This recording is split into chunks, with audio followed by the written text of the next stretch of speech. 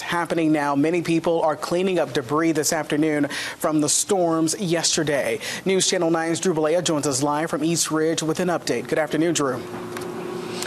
Yeah, Greg, that storm was quite a doozy because it did a lot of damage to many trees. We've seen dozens of trees that were toppled over. The roads are littered with branches and twigs and leaves. And then we have situations like this to my right.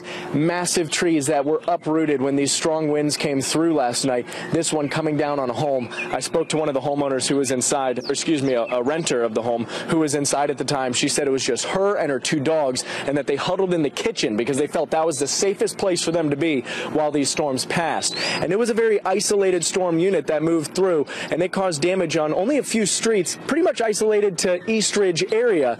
But the damage, as you just saw, is pretty intense. These are all the branches, all the tree limbs that have been stacked up along the side of the road that they have pulled from the front of this home that they've been able to chop off that tree.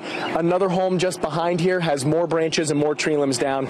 And this is just Weaver Street in East Ridge. We've been to several other streets that have very similar situations just like this, with branches and tree limbs down. 8 total houses were either destroyed or heavily damaged, and more than 20 people were displaced last night. Many of them are able to come back to their homes this morning. So we're going to have more on this East Ridge issue that happened all the way last night, right around 5 o'clock when that storm came through, and people are still dealing with it now today. We'll have more here on News Channel 9. For now, I'm Drew Balea live in East Ridge. Back to you, Greg.